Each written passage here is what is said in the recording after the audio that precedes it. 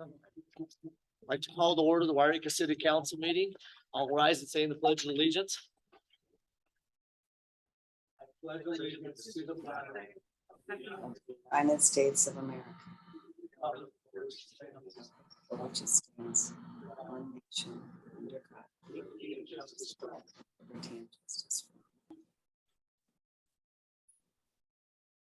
Righty.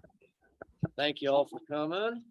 We're gonna start off. We have as long as it's okay with council, we have a resolution that we need to go over later on. Oh, there's no reportable action on closed session tonight. We had an early closed session. There was no reportable action. So is it okay with the council that we add this to the agenda, the resolution? Talk about. Agreed. Yes. Yes, Right, great. Righty, then we will start off. We got presentations and stuff. I would like to actually, as long as the council's okay, I know that Chief Gilman and Chief Lemus has the report that they want to do. It's okay if the council would like to bring them up first to give basically their statement, public statement in a sense. And so they can get back on the front line because they have a lot going on. So I don't really want to keep them very long. If it's okay with the rest of the council. Yes. Yes. sure. Add her up, whichever one of you guys wants to go first. Hi, everybody. Chief Gilman, Yreka Police Department. So I just wanted to brief everyone on the evacuations of what we're doing in Yreka, so everyone's on the same page. There's a lot of misinformation that goes out over Facebook and stuff. So when this started, due to safety concerns and what we've seen in other jurisdictions, we decided to evacuate the top half of Yreka. Basically gave ourselves thirds above I-5. That way, when it comes time to really evacuate, we don't have a big traffic jam. We don't have an ambulatory issue with some of the senior centers up there and stuff. It went very smooth, very, very good. The public was very happy. We've had a lot of people thanking us, sending us things. So that was very nice. The closure is still closed. When we did it that way, the fire was making a run for Yreka, as we all saw, jumping to 30-something thousand acres that first day. It was within only a handful of miles of Yreka, so we did it quickly, but we did it in a paced method, so people had time to get their belongings. We had buses available to help people get bussed out. We were able to take care of animals. It was a good success. It went very well, and we've held that. Now, I put some signs up the other day, and that's when people got confused and started calling because we put the road closed signs up. That was only because we were getting a lot of people that had heard about the everyone being evacuated, and they started driving through the area, walking through the area. Most of them are probably just trying to go look to see if they can see a fire, but you also have looters, criminals, people up to no good. So we closed the roads, and then so now per 409.5 of the penal code, if you're up there, we have a right to stop you and find out what you're doing up there. We've made several arrests. As I know right now, there's been no burglaries or any crimes up there. The stuff we've had in Yreka, we had like a Resburg and stuff, they've all been outside that zone. Nothing in that zone. To protect that zone, we've got a mutual aid going, and we have 15 two-man patrol units from all over the North State patrolling it like crazy. So any of you that live in that area are probably wondering why you see a car every 2 minutes driving by. And we contact everyone. We typically, run around 70 calls per service a day.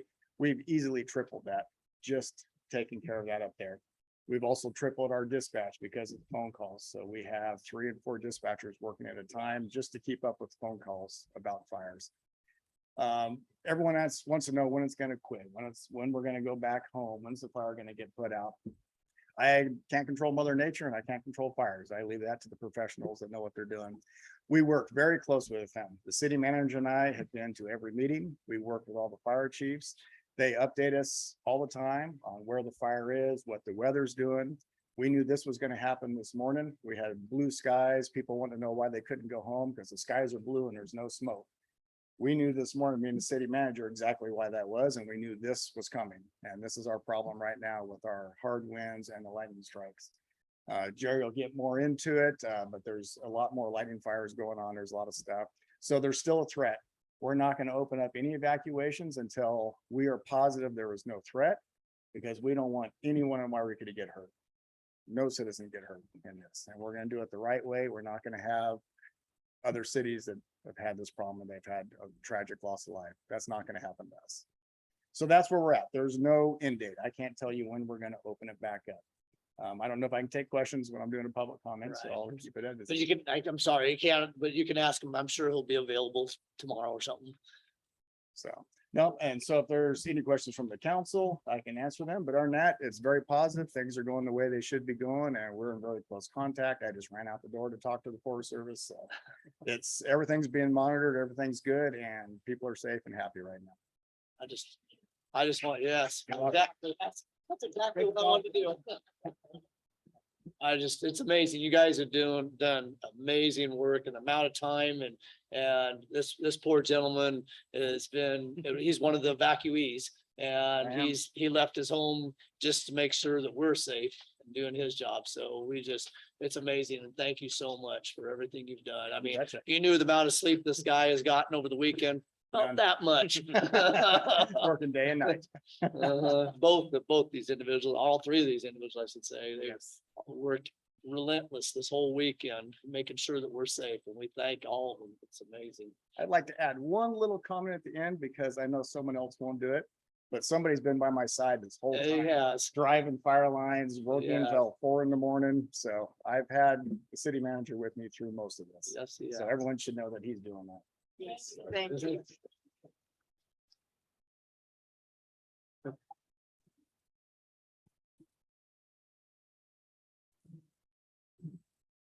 All right, good evening, Mr. Mayor, members of the council, members of the public, Jerry Lemus, Fire Chief.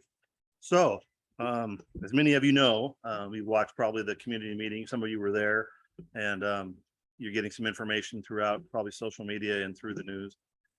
My intention tonight was just to give you an update on more or less kind of a briefing that we received this morning. Red, if you could blow that up, maybe just a couple of bumps there.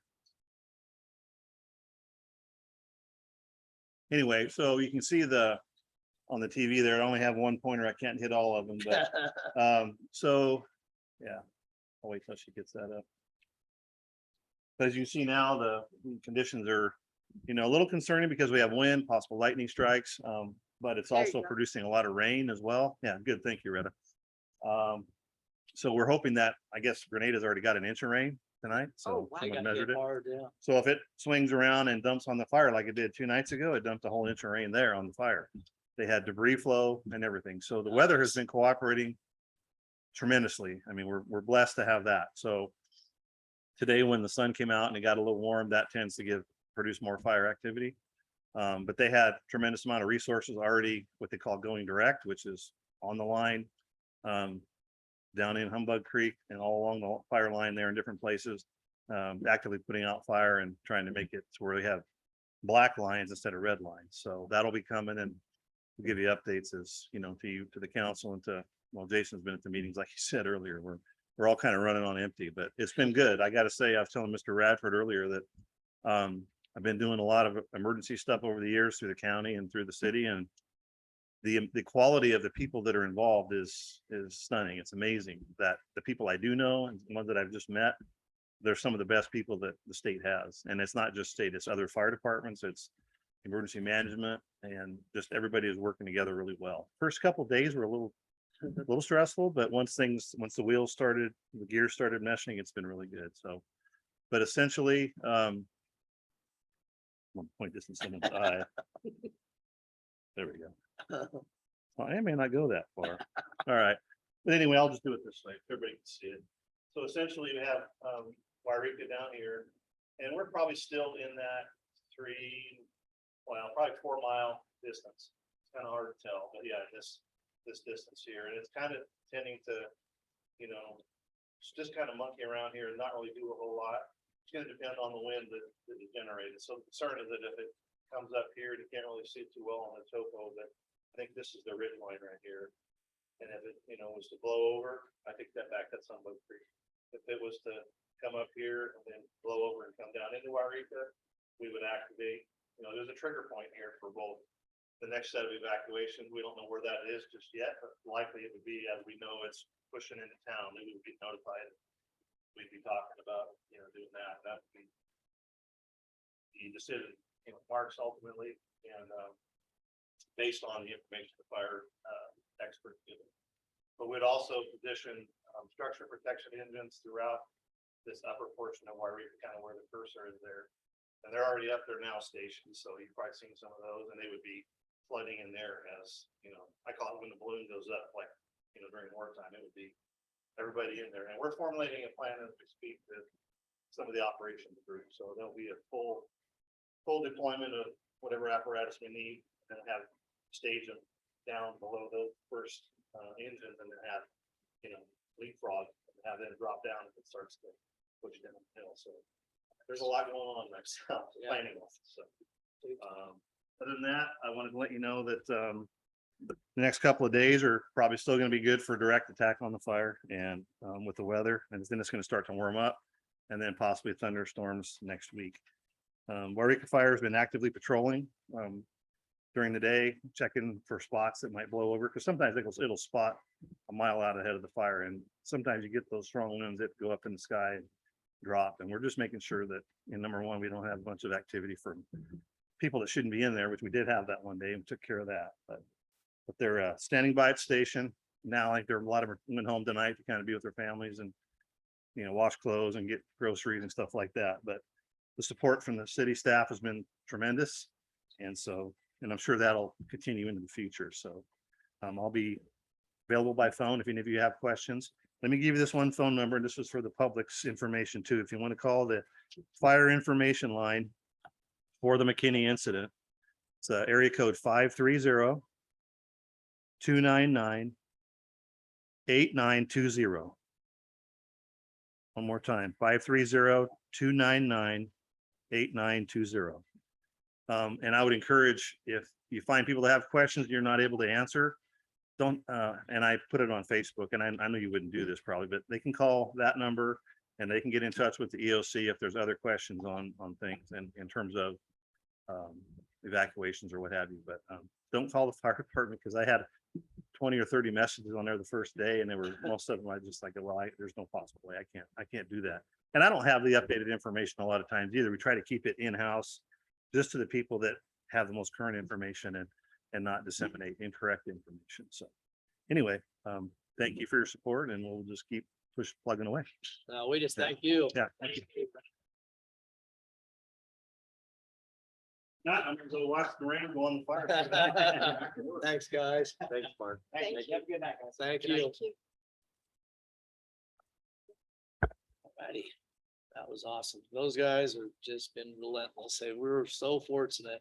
And like I said, another shout out to Jason and city staff. I mean, people don't realize that we had city staff working this weekend too, trying to make this happen, this resolution and getting things going. So Matt was working relentless on the water situation, make sure we had plenty of water pressure and stuff. So thank you, guys. Thank you. Exactly. All right, now we're going to go into public comments. It's time for public comments.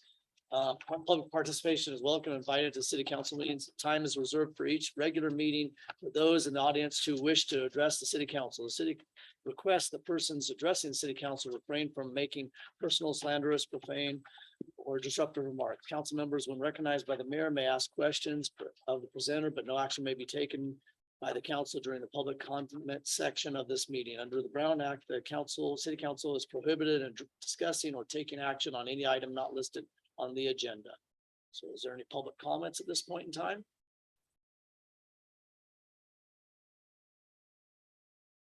Righty. All right, then we'll move on to number 10. Consent agenda. All matters listed under the consent agenda are considered routine, non-controversial, and will be enacted under one motion unless a member of the council wishes to remove an item for discussion. A, approval, ratification of payments issued from June 12, 2022 through June 28, 2022.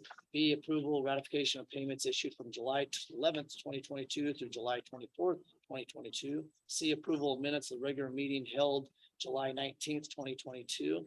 D, approval of the minutes of special meeting held July 25th, 2022. E, accepting the grant award for $169,000 with the California State of Toxic Substances. Authorizing city manager to sign necessary documents. F, award the contract for all on-call planning services to Housing Tools and authorize the city manager to sign all necessary documentation. G, award the contract on all call, on-call planning, environmental services, contract and precision civil engineering, and authorize the city manager to sign in all necessary documentation. H, goodness, I'm gonna be hoarse by the time I get done with this. H, award the contract for grant writing, administration, labor standards, compliance services, project management, and implementation of community development block grant programs and other state and federal grant programs for the city of Yreka and economic development grants to the Siskiyou County Economic Development Council, and authorize the city manager to sign all necessary documentation. I authorize the city manager to sign the contract and financial planning services for a fire services development impact fee study, the Capital Public Finance Group to not exceed $7,500. J, continuation of urgency ordinance number 864 fireworks. K, continuation of urgency resolution number 2021-51 remote public meetings. I waive all text readings of all ordinance on the agenda. Ordinance shall be introduced and adopted by title only. Mayor Keg, this is Councilman McCoy. So I gotta pull just the A because of personal conflict on that. So that's just point A for me. And then so if you're making a motion for the rest of it, then is what I'm saying. This is Councilman McCoy. I will make the motion to approve the consent agenda as it is printed with the removal of A, approval ratification of payments issued from June 12th, 2022 through June 20th, 2022, because there may or may not be a conflict with the mayor. Council Middleton, I will second. Right, Ms. we have a McCoy's motion. Okay, we have a motion and a second. I'll do roll call. Joan Smith Freeman, Aye. Paul McCoy, Aye. Corey Middleton. Aye. Debbie Baird. Aye. And Dwayne Keg, aye. Now we go on to 10A. And go ahead, whoever wants to make a motion on 10A. I just pulled it for me, so I have a conflict. Okay. So are you recusing yourself? I'm recusing myself from 10A, yes. Oh, if it's okay, Go. Mayor Pro Tem, this is Councilman McCoy. I'll make the motion to approve consent agenda item A, approval ratification of payments issued from June 12, 2022 through June 28, 2022, with the stipulation that the mayor, Dwayne Keg, will recuse himself from the vote. Council Middleton, I will do the second. Yeah, right. We have a motion and a second. I'll do roll call again. Joan Smith Freeman, Aye. Boy, Aye. Corey Middleton. Aye. Debbie Baird. Aye. I'm recusing myself. So we're done with that. All right, thanks, you guys. Move on to number 11, public hearings. This is on, open this up for the public comment on this. This is agenda title 2022-16 Trury Street rezoning applications. We have Juliana that's going to. All right, thank you. So the city received an application for rezoning for two properties at 107 and 109 Turry Street a couple of months ago. Originally, the application was filed for the rezoning to be a residential professional office. We have since revised the application to commercial professional office for kind of ease of processing. So when we scheduled the first public hearing at the planning commission level, we realized that the residential professional office is not allowed under the general plan designation for that area. And one of our planning commissioners actually suggested that we do the CPO zoning instead, which does allow for residential units with a conditional use permit. And so the applicant agreed to amend the application. So the planning commission reviewed this through a duly noticed public hearing at the July 20th regular meeting and approved unanimously with one absence of the rezoning application. They also awarded the conditional use permit as well. Conditional use permits do not need to come to city council unless they're being appealed. So that's why you're only considering the rezoning at this point. And the conditional use permit is contingent upon you conferring with the planning commission's recommendation. And so currently the properties that are listed are in the resolution as well as in the staff report. So this will impact a series of properties that we did notify ahead of time. And we did receive 2 inquiries into the rezoning, with only one property owner wishing to stay commercial highway, which is Pacific Realty, who own the Shopco property. They also own 3 commercial highway properties immediately south of that property and wish to keep all of those commercial highway. The removal of those from the rezoning application does not impact the ability to deny or approve the application. And so we just removed them from consideration. And so the planning commission considered everything in front of them. And as I said before, recommend rezoning to allow for these residential homes to, some are illegal or some are legally existing non-conforming uses, which means that they continue to exist. But if for some reason they were to turn into commercial properties, they would not be able to revert back under the CH zone, where the CPO zone will allow them to convert back into residential units, or it will legitimize the current non-conforming units. So it will actually help a number of single-family homes that are in that area to stay in compliance with that need. And so Planning Commission took this on to account. The only finding that we consider at this time, because the application was submitted before we had our new rezoning ordinance in place. So what we did was we considered just the government code section finding, which just requires the rezoning to be consistent with your general plan, which we can make that finding that it is. The project is also eligible for a general rule exemption under the California Environmental Quality Act, which is why we're recommending that you also adopt a CEQA exemption for this project. So I'll open it to questions. Yes, Columbo. Okay, well, I'm actually going to open it up to the public since it's a public comment hearing part of it. So open up to the public. If there's any questions from the public at this point in time, then I'll bring it back to the council. Public comments at this point in time. All right, great. I will bring it back to the council. Councilman McCoy has no questions. No questions? No questions. You still online, Joan? Yes, I am. I have no questions. No question. Okay, All right, this is Councilmember Baird. I would like to make a motion, please. okay, go for it. I would move to approve a resolution of the City Council of the City of Yreka approving Cherry Street rezoning and adopt the finding that the project is exempt from the California Environmental Quality Act. This is Councilman McCoy. I'll second that motion. We'll do roll call then. Joan Smith Freeman, Aye. Paul McCoy, Aye. Corey Middleton. Aye. Debbie Baird. Aye. And Dwayne Keig, aye. Thank you. Thank you, Juliana. Thank you. Thank you. All right, well, on to number 12, new business, agenda title, special events, Siskiyou Scenic Bike Route, and to be held on May 5th to the 7th, 2023. Thank you. Thank you. I'm Crystal Duncan, 1008 North Street. City Council members, on behalf of the Rotary Club of Yreka, we're asking for a resolution allowing us to use Upper Greenhorn Park for the Siskiyou Scenic Bicycle Tour to be held May 6, 2023. As you know, we last held this event May 7, 2022, and despite challenging weather, which was cold and wind and rain and snow, it was actually very successful. We had 269 riders from California, Oregon, Nevada, Utah, Washington, and even a rider from Rhode Island. They were able to enjoy our beautiful city and county. Our merchants and businesses benefited from their stay here. Most of the out-of-town visitors spent the weekend in Yreka. We are requesting the use of Upper Greenhorn Park on the day of the event, plus the option for riders to camp both the night of May 5th prior to the ride and the night of the 6th following the ride. We also will have a picnic lunch served to the returning riders in the afternoon at Upper Greenhorn Park between noon and 5 p.m. by a caterer.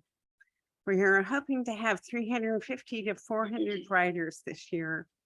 Our ride will be a featured article in Cycle California magazine in the January 2023 edition, which is distributed in California, Southern Oregon, and Nevada. There was also a travel writer who came here and actually rode the route and spent 2 days here sampling Siskiyou County.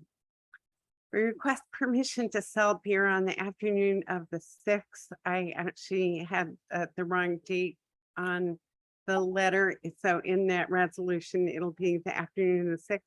Collect ride fees from riders and sell t-shirts related to the ride. Any questions? Great. Oh, no, awesome. Thank you so much for doing this and putting it together again. It's a need. It's anything to bring people into Yreka and Siskiyou County is obviously welcome. Other than a fire. For sure. For sure. Do we have any any members of the audience has any questions for Crystal at this point in time? Great, I'll bring it back to the council. Council, you have any questions for Crystal? Looks good. Thank you. This Councilman McCoy, I'd like to thank Dr. Crystal Duncan for putting this on this year again. I think it's great for the community. We appreciate all the work you do on it and all the work Rotary does on it. Thank you. Absolutely. Yes. I'd be happy to make the motion. I agree. I'll second it. Okay, let me read the motion, Councilwoman first, so I know that we're good. The motion beat me to it. What's that? I said I was going to make the motion. You beat me to it, but I will Oh, gladly. you make the motion, I'll second. Go ahead. No, go ahead. I'll second it. That's fine. The motion to adopt a resolution approving requests associated with the special event known as the Siskiyou Scenic Bicycle Tour to be held on the dates of Friday, May 5th, 2023, Saturday, May 6th, 2023, and Sunday, May 7th, 2023, to include the sale of beer on the 6th of September? Yeah. Yeah. Correct. So, May. May. May. Yeah, I Used to get be the- in September.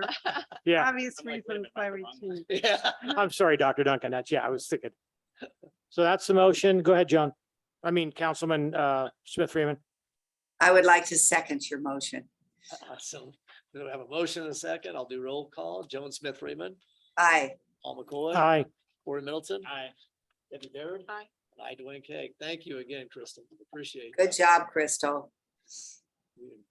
Love So these the next events. one is my agenda item also. Oh, okay.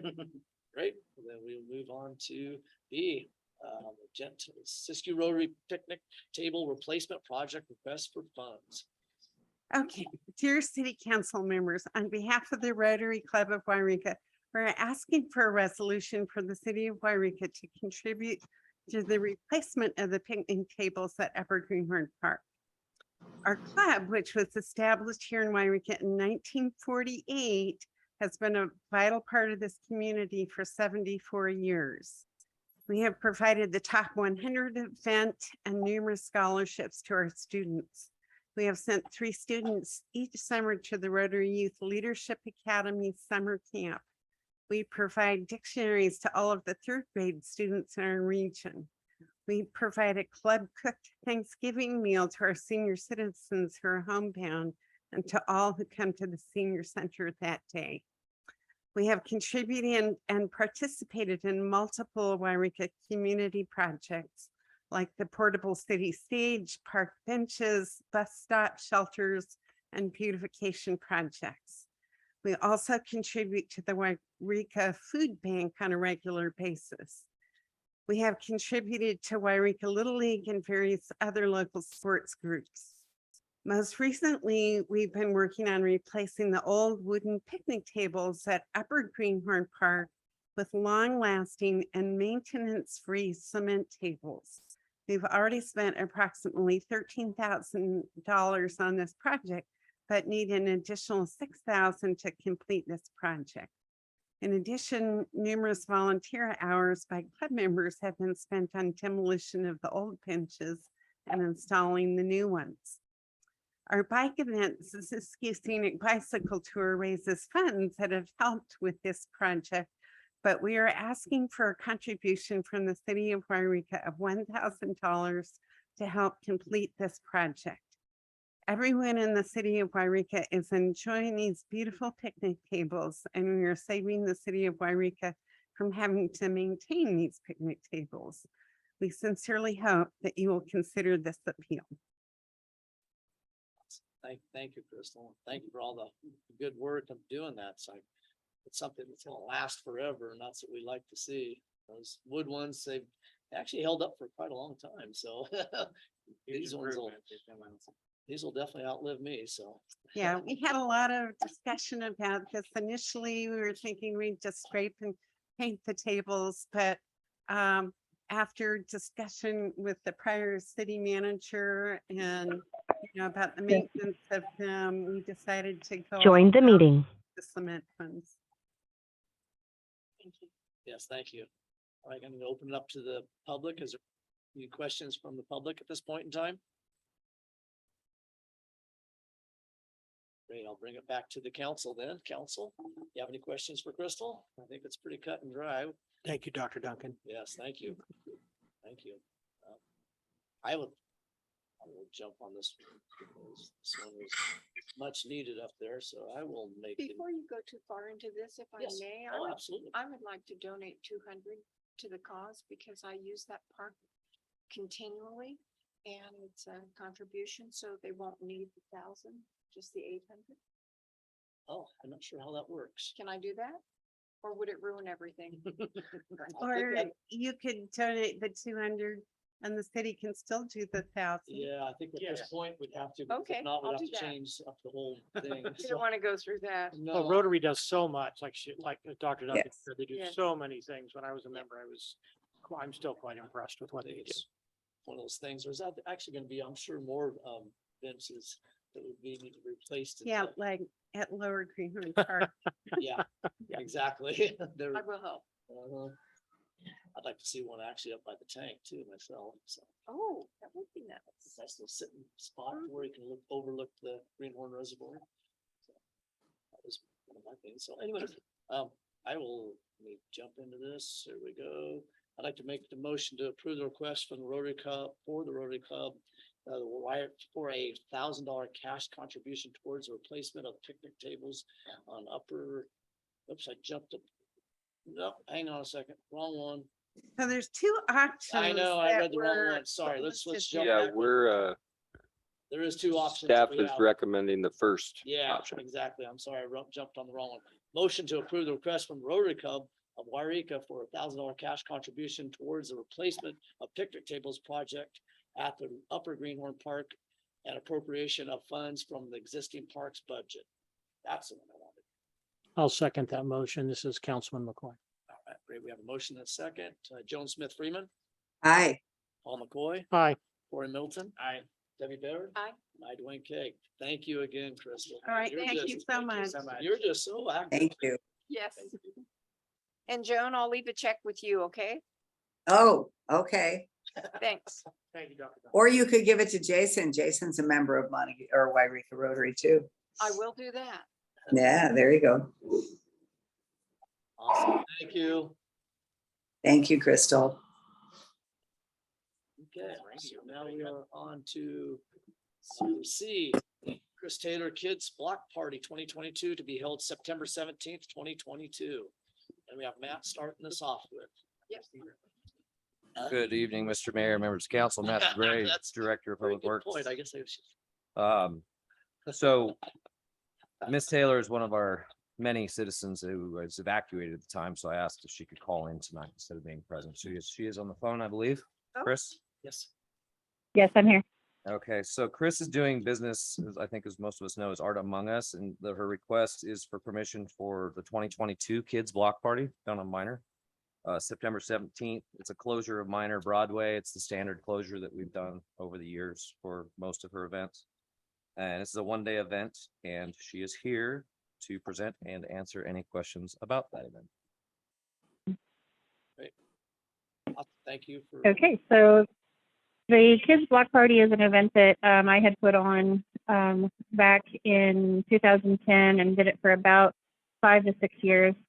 And it stopped because it became fire season during the time that I had the events. And one of the main attractions is the fire department's big water hose that they put over the ladders, and the kids and families get to run through it. It's a real community feel of event. I'm trying to bring it back this year. I think we kind of need some fun for the kids. And it is an event that is all based around basically 65 plus booths that run down the centers of the streets. And they all focus on free events for families and children. And they mostly pertain to art, science, just all fun hands-on things, cookie making, that type of thing, cookie decorating, I should say, and activities. And I usually get all of the booths are by volunteers and service groups. Like I said, most of it is free to the community with the exception of maybe face painting and some things like that. And they were very well attended by the community and outside folks.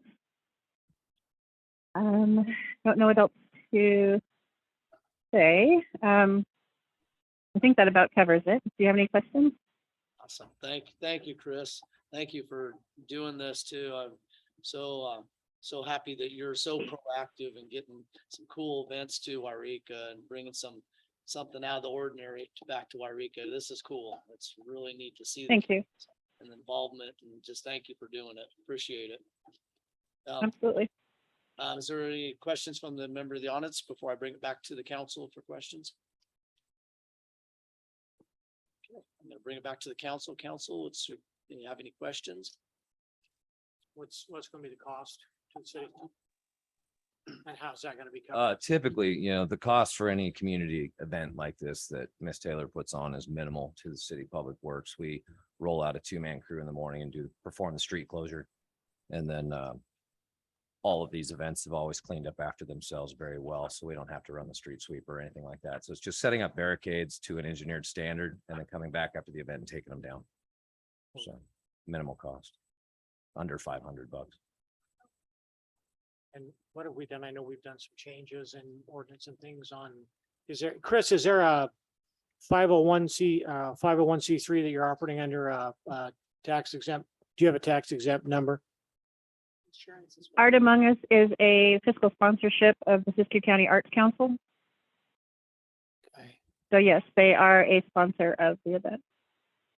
A So sponsor they and are- partner.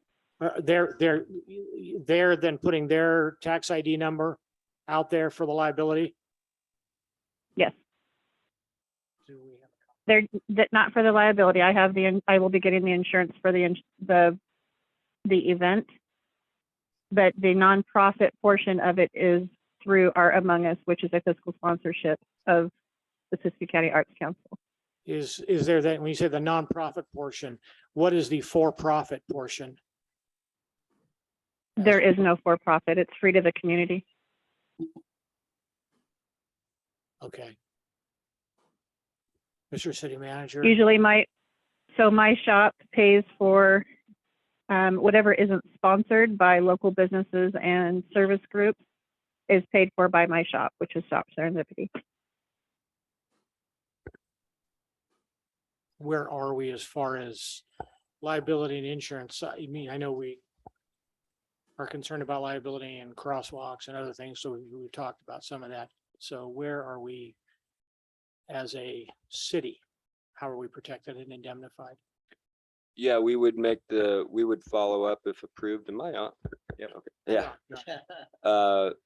Yeah, we would follow up if approved this evening and follow our normal protocol where Jasenia, with Matt's help or Mr. Bray's help if needed, would get all of the proper documentation. And from what I'm hearing from Councilmember McCoy is some questions about the nonprofit taking the liability. So I guess that would be the question tonight, if that's what you're asking on. Yeah, shouldn't we know that before we make the motion and vote? Shouldn't we have that in our hands or no? Are we putting the cart before the horse right now? Yeah, and that's a question for the council. I think a similar item came up with the Gold Rush Days and who took over that event. And I think we required Gold Rush Days to have a 501c3. Yes, as I recall, that was, similar. And that was a scramble, I think, for them to, and then they made that happen with Miss Grace Bennett. And the Friends of the Museum, I believe. Yes. Is that correct? I'm sorry. I'm supportive of our fellow councilmen and councilwomen, but I don't want to put the cart before the horse. I do not want to put I do not want to put the city under, and we've talked about this before in other areas. We don't want to put the city's liability at risk. It's not prudent to us it's not prudent to us as a council to do that. We can approve pending Pending, the yes. documentation. Exactly. I think Juliana wants to add something. If Scout It was, council it was too. just a point to address that, in some cases, the liability insurer will not issue the insurance until they have approvals from the city that they can have the event. So I was actually just Exactly. gonna suggest what the mayor did, which is an approval with the condition that they supply liability insurance prior to the event. That would be. Oh, sorry, Debbie. But I'll take credit. So I've never heard of that before. I mean, with schools, before anything is rented or made, It's a phone. before any decision is made, you need to have all your ducks in a row. So my concern is then then we look like we're pulling the rug out from underneath her if that doesn't come through. And I think that's what we were concerned about with Gold Rush Days. I think we were all five of us were concerned about that. But I So, think, I tend to agree. with Mayor Pro Tem is as long as the documentation's presented, because, we don't want to delay too much on her part, because she has a lot of planning to do. So as long as she produces that documentation and that's there, I have no problem moving forward as long as documentation is presented, Yeah, I don't think, we're not trying to delay. The thing is, we're trying to protect ourselves. Yeah, absolutely. I mean, I've said this many times that, Yeah, that, no, you and know, I agree. I mean, we have another meeting in 2 weeks that could be brought back to us at that point in time and we could approve it. Right, I think. That's I what I'm think So saying. Councilmember McCoy, Yes, go ahead. Councilmember McCoy, this is Chris. So in the past, that has always been the condition is that as people are preparing their events, it was usually contingency on paperwork that is handed in proper time frame. And I have always produced that. And So it's there's never been an issue. Yes, and Chris, it's come into question not because of this, but it's come into question because of Gold Rush Days with this council, because of some of the issues that were dealt with. And that's why as a council, we've talked about this and about making sure that we have everything up front rather than trying to backfill things. So that's the only reason I'm asking. So. Mhm. And it would just come down, if I didn't produce the paperwork, the event didn't happen, and the city doesn't have any, Liability. stake in it, except for they're protected because the event didn't happen because it didn't have insurance. So it falls back on me to make sure that I have the paperwork, Exactly. produced the way it's supposed to be. I always get the proper paperwork with Caltrans that needs to be done with the city, with my insurance company, and all that's needed. And I usually get that done as soon as I know I can have the event or that it's approved to continue. Thank you. Thank you. Any other questions from the council? I mean, that's good points, huh? Yes. I guess I just have one concern, and I'm hopeful, but next week will be the 17th of August. So that means her event's 1 month away. They're talking, it could be a month for that fire. So I'm assuming it's contingent upon if that fire is still going, Right. that we're not blocking off Minor Street. That's where the fire trucks need to brush up Good to point. Humbug to be up there. So we will be monitoring that event based on the fire, correct? That is a great point, Councilmember Middleton, because at this point it's so fluid. And as we just have discussed or have heard, this is a relatively large incident that the base camp for this incident, we anticipate to be the fairgrounds, regardless of the exposure that the city of Yreka may have. So that may be another condition based off of, we would check with our partners on this incident and just verify that Minor Street would be appropriate to utilize, or whatever the blocks are from the Director of Public Works on our roads. We certainly would, it would be imperative that we did that, obviously, for anything that was going on. So did you catch that, Chris? I didn't catch a question that was fading in and out, but I am assuming that the question was having Minor Street blocked off during a fire season. Yeah, just if it gets to that point, there would be some, if, problems, then that might be an issue. That's what the question was on that. So I think it would be. Yeah, and Yeah, Miss Sorry, go Taylor, ahead. Miss Taylor, this is Jason Ledbetter, the city manager. So we would just, I guess, have two conditions. We would follow up with you, if I'm hearing the council correctly, to verify the insurance. And then the final condition, it would be a fluid event based off of whatever transpires with the McKinney fire, or God forbid, any other incident. And so we're just covering, so you're aware that if for some reason on, the 16th of September, this is still a problem and CAL FIRE and all the agencies are here, if they determine that it's improper of us to close that road, just so you're aware that that could be the case. We're not saying it's going to be the case. We're hopeful that it's not the case, but just so you're aware, we would have to Right. verify with them that it was appropriate, and it is a month and a half away. So Yeah. I'm gonna knock on Yeah, wood yeah, and be, That's laminate, but- okay. We're hoping, hope. Yeah. Yeah, no, it's a good. Yes, no, I am, public safety is first, of course. But, and it's not a hard event to cancel if need be, because it is a free event and it's very well sponsored and all of that. So if it's something that needs to, be canceled, then that's fine. That's completely fine. Great. Okay. Is there any other comments? If not, I'll make the motion. Any other comments? I'll make the motion, adopt a resolution approving requests associated with special events known as the Kids Block Party 2022 to be held September 17th, 2022, with the stipulation of proper documentation of insurance wise, and that if there's any fire emergencies, that also takes away that also. Can we stipulate that we have the insurance like Prior. not a day before, but like a month before, within a week or two? Because again, I don't want to run into gold rush days where stuff kind of came around right at the last minute. I don't think that's fair to us as a council. I don't think it's fair to the city. I don't think it's fair to the people in the office. I don't think it's fair to Chris. Yeah, this is Jason Ledbetter once again, and you can certainly put a date within your motion on the requirement of the insurance. I mean, for us, I think a week lead time is, I think that's plenty good. Okay, Yeah. That's fine. Lead Week time. lead time.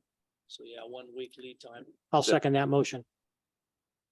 So we have a motion and a second with the stipulations of insurance a week prior, and that there's no fire danger that would present any problems for our firefighters to get through there to fight the fire. So motion a second, I'll do roll call. Joan Smith Freeman, Aye. Paul McCoy, Aye. Corey Middleton. Aye. Debbie Baird. Aye. And I, Dwayne K. Great. Thank you, Chris. Thank you, Chris. Thank you. Thank you. All righty then, we're down to the last little bit here, which is city manager's.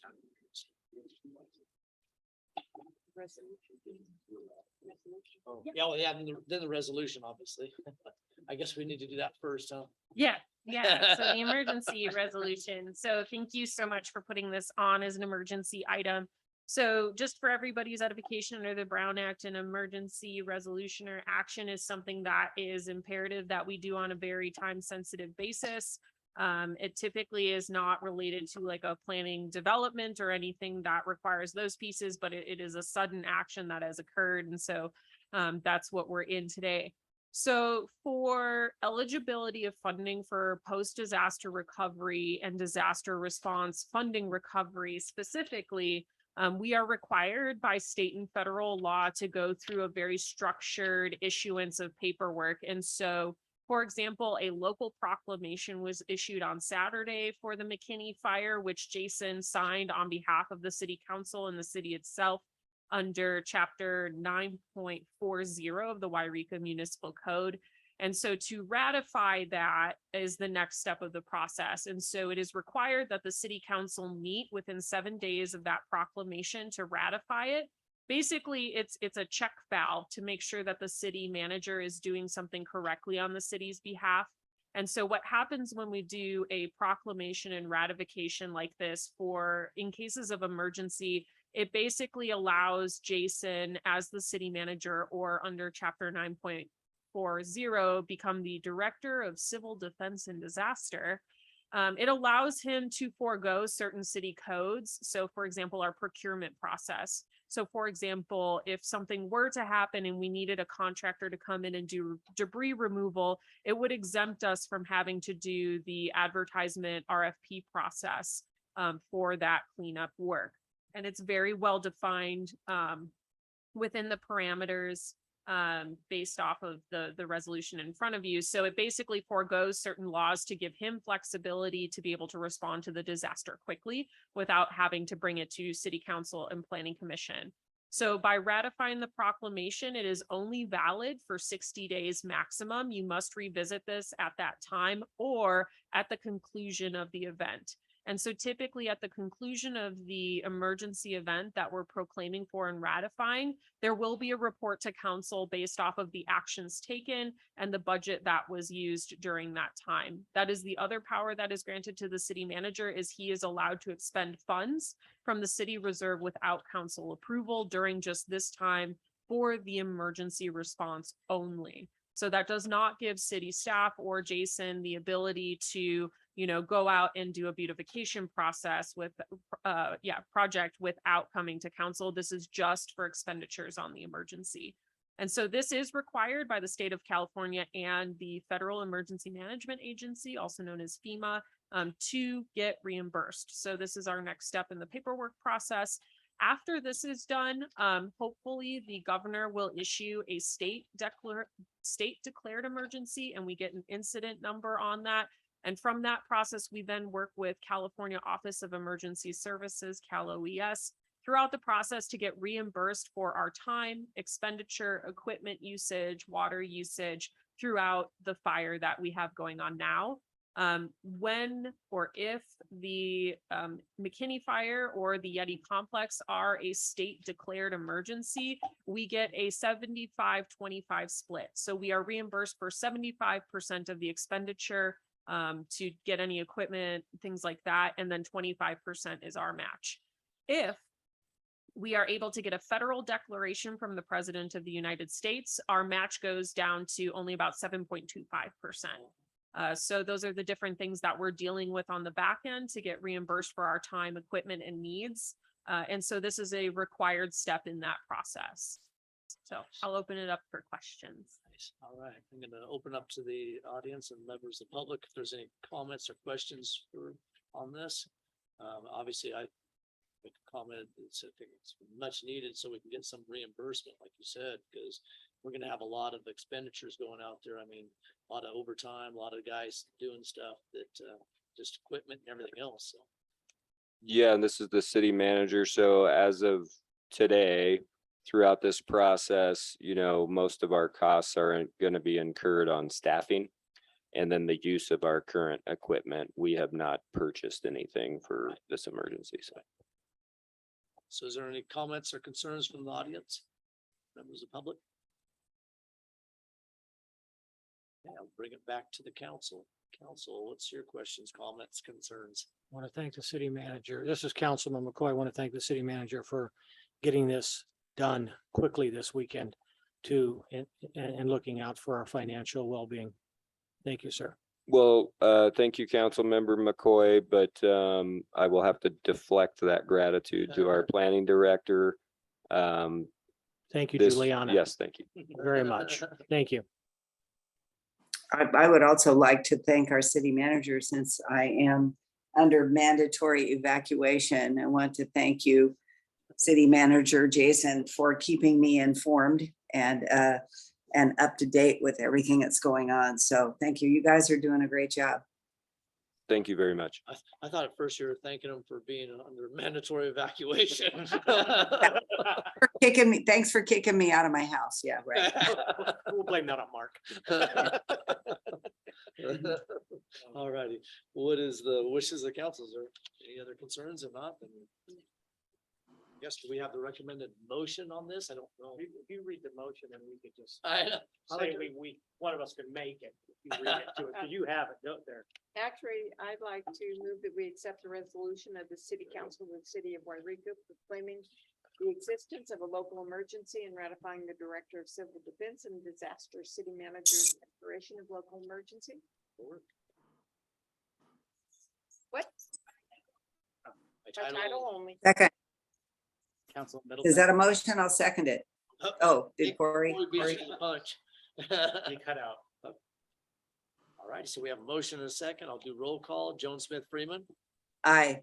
Paul McCoy, Aye. Corey Middleton, Aye. Debbie Baird. Aye. Aye, Dwayne Keeg. Awesome. Thanks, you guys. A lot of work.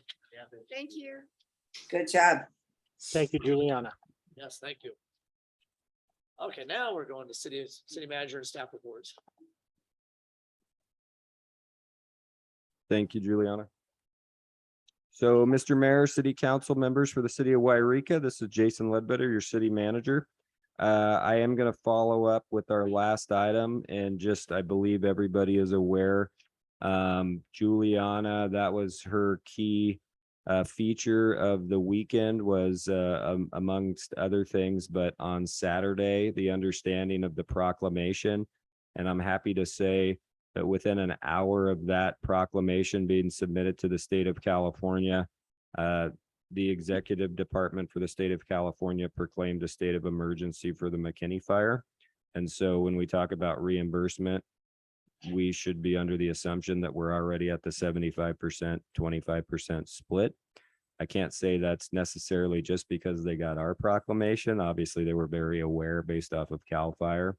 But that's very good news, and I'll be quite honest, unheard of, I think, that level of response from the state of California on the proclamation. So I am just going to read a statement that Chief Gilman and I put together on July 31st, just to give understanding to what transpired. So on Saturday, July 30th, 2022, the city of Yreka signed a proclamation of the existence of a local emergency for the McKinney wildfire.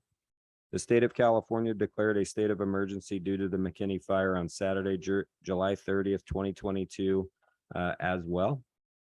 The city of Yreka was at this moment and still currently is working with our local, state, and federal partners on the McKinney fire emergency. And at this point, the priority for the city of Yreka obviously is the safety of life first and foremost. And then secondly, the security of property for our citizens. I know that basically by setting up that evacuation zone, there were definitely concerns, obviously from the citizens, but believe me, from staff and the police department. But by the time that decision was made, we had officers already coming down from Jackson County. We already had officers from Mount Shasta. All the local departments were already here. We had Tehama, Del Norte, Humboldt was showing up. They set up over at the Charlie Bird Juvenile Facility as their staging area, and currently I believe are still focused over there with Cal OES representatives so they can use the fueling stations at the county. And so on the evening of the 31st, roughly around 4 p.m., we had 24 law enforcement officers out patrolling the city of Yreka. And as we heard earlier from Chief Gilman, they're now doubled up. It sounds like we have still possibly even more than 24 here locally. But this incident transcends the city of Yreka. So obviously Sheriff LaRue has been highly involved through this process. We've been working very well with his office and Under Sheriff Randall. And so I don't know how many law enforcement are here at this time from so many different agencies, but they're also the ones securing property downriver for, unfortunately, the folks that lost their homes. And so those are considered crime scenes just to keep people out of other people's property while they deal with that. But I also want to thank really that morning after talking to Chief Gilman, before I can even call the Director of Public Works, he was calling me constantly. He was already over here. He had deployed his team. And their focus was water service, which is still crucial for us. So that's our other priority. And that's where we really fit into the emergency response rather than just the administration work that we're doing currently. And Mr. Bray will follow me on this, and he can kind of maybe shed even more light but we have had no issues with water. But there are multiple people pulling water from us right now. The Siskiyou County Airport helibase, they take water from us, all the water tenders that you see around. And so, of course, we have meters over on different locations to pull water so we can recoup feeds there as well. And then, of course, Chief Lemus, a wonderful job. The partnerships that are already built in. We're so lucky to be the county seat. We have Phil Anzo, we have Daryl over at Cal Fire. We have these local folks that are really all stars within the state.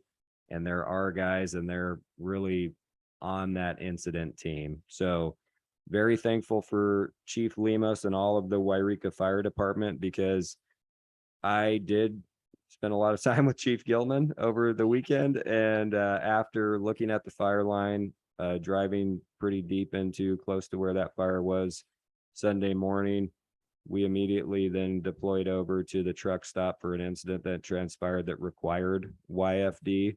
And with all of this extra law enforcement that was in town, we had about 6 people there with us, but Yreka Fire Department was there. And so I always think about those medical calls when they're called out there, and somebody getting out of bed and showing up to take care of somebody. It's pretty incredible. So, and then I just want to say one last thing through this process, that I really want to say thank you to George Jennings and Jay Perkins of the Yreka Fire Safe Council.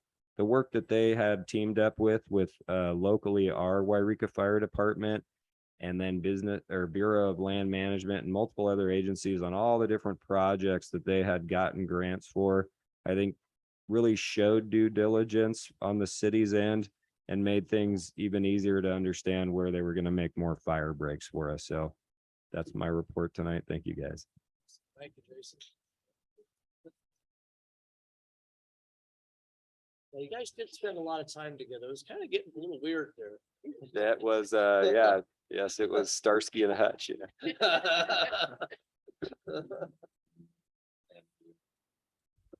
Mayor, members of council, Matthew Bray, Director of Public Works. We got the call early Saturday morning. As Jason spoke to, I had mobilized about half of our public works employees, went through the emergency contact list. Our maintenance and operations supervisor had been evacuated from his cabin up on the top of Greenhorn earlier. And so I took the reins and got to get my hands dirty again and get back out in the field. So it was fun for me. And we are running pretty much a skeleton crew to do the evacs. We've got a lot of employees on the public works maintenance team that live in the red zone. So, but I would like to call out, especially your water manager, Roy Hathaway. He was on a family vacation in Cedarville with his wife, and he just saw the news and turned his car around and told Jen he was coming back to work.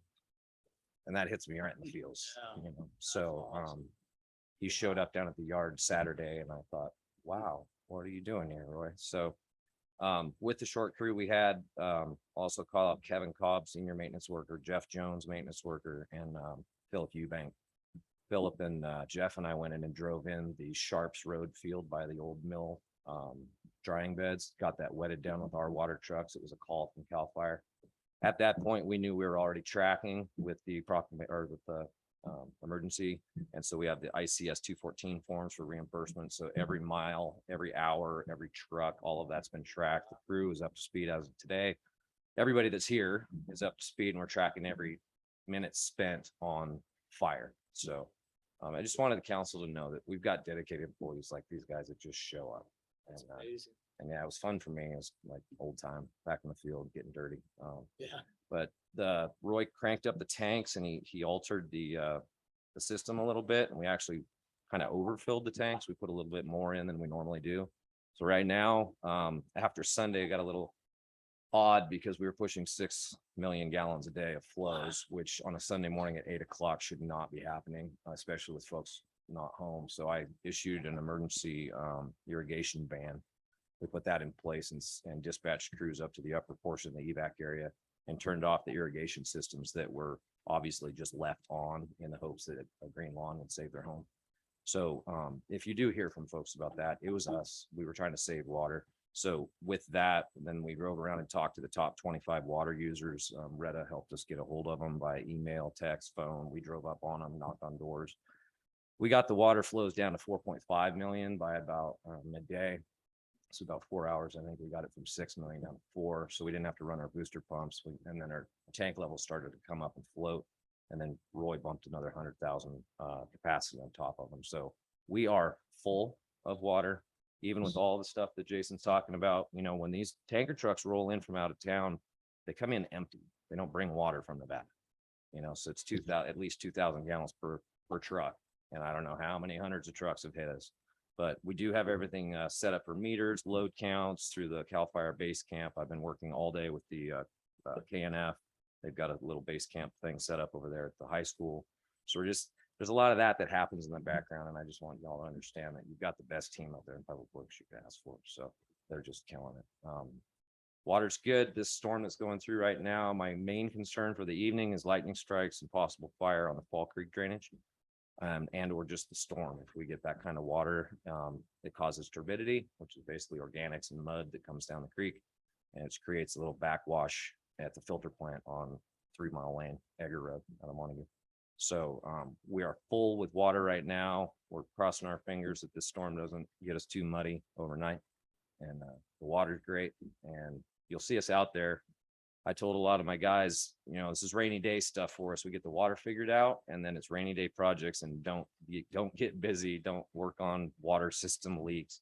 That turned into a letter that I asked the city manager to send out today, which is a full construction ban on Main Street. So Allen Gill Construction, who's been putting in the water, and SNL, who's been doing the sewer and the boring job. We put a hard stop on them until further notice as of this afternoon. All the work that's left on Main Street requires lane detours and opening up water lines. And I can't have that. I can't have the lane detours, and I can't have emergency water breaks that happen when we're fixing old rotten pipes like we did down here by Ace a few weeks ago. So that's the state of public works right now. We're going to keep cruising through the week. We're assisting the police department with patrol up in the upper areas. We're keeping an eye on the irrigation again, just knocking doors. We didn't just walk in and turn stuff off, but we knocked doors and all that. So we're trying to be as personable about it as possible. It's been well received. People understand, and we told them, you know, if you're still here and you're the last ones out, turn your sprinklers on, and we'll make as much water as we can. So, pretty much where we are. Awesome. Thank you. That's awesome.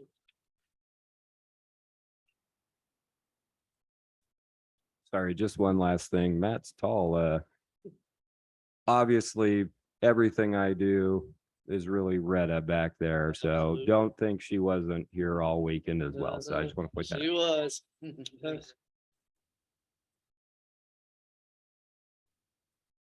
yes, she was. I heard her voice numerous times in the background saying. Awesome. Thanks to everybody. Thank you, staff. I mean, it's amazing. You guys have been able to pull off, and it's a godsend. You guys have been here and worked for keeping us safe. Thank you. Thank you. We will go into councilman's reports, and I guess unless there's any other staff, I don't think you know. Okay. Mr. McCoy? Yeah, I'll try and keep it short and sweet. I do appreciate, Matt, what you did. I know that you found hoses flooding people's lawns and they were gone. I know that you found water just running down that, like you said, that people just left it on, figuring that if they water their lawns and they evacuate, they're going to save their house. And I appreciate what you did. And I'm glad you were nice to them, but we probably wouldn't have been as nice, but, and I want to thank the police chief for evacuating. I'm also evacuated, and it saves us from having something like Paradise, where we do have a significant loss of life if it rolls over the hill. So again, I want to thank George Jennings and Jay Perkins. I did thank them on behalf of myself. I can't speak for the council, but I thanked them yesterday at the meeting for what they've done. And I think we're getting another $2 million worth of free fire break going around the city right now that I hate to get it this way, but Yeah. finally, I want to say that some politicians do not see blue and red. They don't see Republican and Democrat. I want to thank Doug LaMalfa, and I want to thank Dianne Feinstein for their consistent support of our community in Washington, D.C. during this fire. They have both made it clear that they will provide every reasonable assurance of money and tools and things that we need within the community. So I thank Diane Feinstein and Doug LaMalfa for that. And at a state level, both Brian Daly and who's our state senator and Megan Daly, who is our congressman, I want to thank them. I know they haven't been up here yet, but they have been very active with our staff and with other people that are working on this fire. So I thank everybody that's been involved, and I will yield. Thank you, Mr. McCoy. Mr. Milton?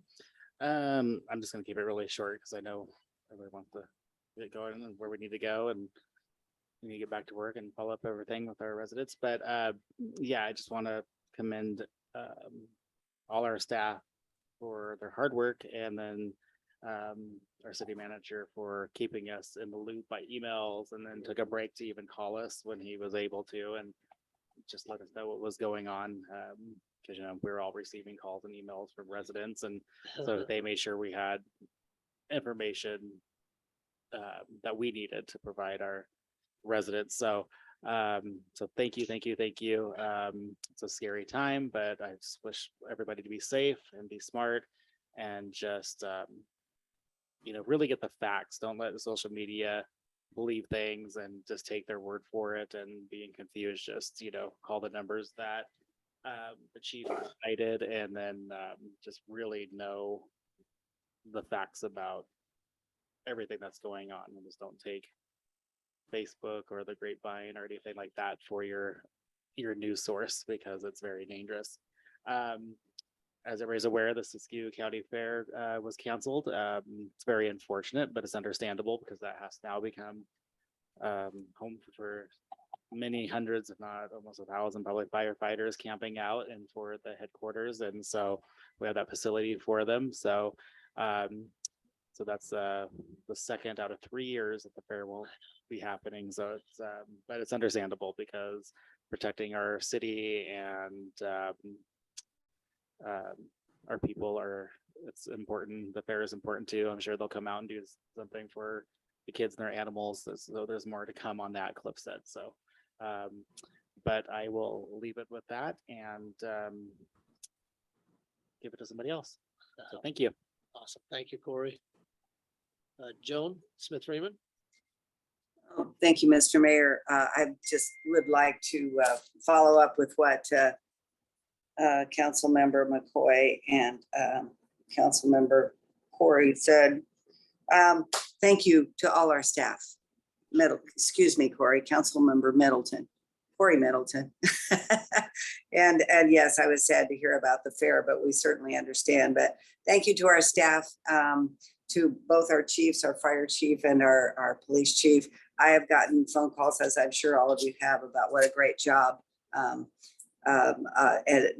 how safe our residents feel.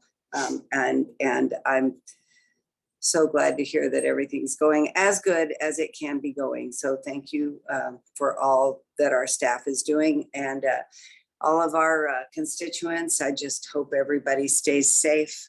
I'm glad that everyone's safe now, and you know, we can just send our prayers and our good thoughts to get that fire out so we can all come back home. Thank you, Joan. All right, Debbie Bear. Same as everyone else, ditto, but I don't mean that lightly. Thank you to all the staff and Right. support of their families for allowing them to come and rescue the city and give service where it's needed. I also want to remind the citizens to cooperate with these officials. They say, please, don't hesitate at all. You're not only risking your life, but you're risking the officers or the people involved that are asking you to vacate safely. But thank you so much. I know I'm very much aware of how lucky we are to have the people we have. So thank you. Yes, thank you. Well, let's keep going back to thanking our staff and thanking everybody, and especially Chief Gilman. It's with Jason. Chief Gilman's been a rock through this whole thing, man. Just took charge and jumped on things and kept everybody safe. And it was some of the decision making that he had to make was, you know, it's tricky for, you know, to do this evacuation is not an easy task, and he made it look easy. He really did. He had it handled through beginning stages to the end now, and he's doing a great job. And like I said, it was kind of a little odd that they spent that much time together night and day, but that's okay. As long as their wives are okay with it, I guess I'm okay. But it's been good. And yeah, like Mr. McCoy was saying, through the Fire Safe Council with George Jennings and everybody, they're amazing work that they've done in the past to, to have the fire breaks already there, basically. And now it looks like Mr. McCoy stated, it looks like we're gonna get a bunch of free fire breaks or that the state's gonna provide. And one of those areas up there, my cousin lives up on the top, very, very top of Lane Street. And just a little short story that they were on Saturday, they were getting ready to evacuate. They're coming down Lane Street and it's dirt road up to the very top where they live. It's the very top of it. And here comes CAL FIRE come cruising up through there. And so they stopped and talked to him and they said, well, you guys need some help. And CAL FIRE said, well, we need to get up there, and because it's all Forest Service land right above their property. They border all Forest Service. Their property goes up over top of Greenhorn and goes borders Greenhorn property and Forest Service land and stuff too. And so, long story short, CAL FIRE got to stay up there. My cousin actually opened their doors at their house and left the house for them so that they can use the bathroom. They said the fridge is open, take whatever you guys want. And so they opened their doors completely to CAL FIRE. And it's a win-win situation if you think about it. They know that they're going to get their house protected in the process. So it was good for both of them. But they made them feel a sense of security knowing that CAL FIRE, and they did. They punched the line up above their house, and it's knowing where they have these cat lines. They got it all above Yreka now. CAL FIRE has done. They've made huge lines across the top of Yreka, and then it goes top of Gunsight and all across the ridges going to Hawkinsville and across all that area. So the cat lines that they have now is amazing. It's 3 or 4 cats wide. It will definitely deter any fire from jumping across it real easily. So as I said, we just want to thank everybody involved in this, and it's been a long process, and hopefully it'll end soon. In the process though, it looks like we'll hopefully be able to get some stuff done, and it opens up some future conversations, I think, too, for a lot of different avenues. So it's good all the way around. But thank you all for coming. Appreciate it, and meeting adjourned.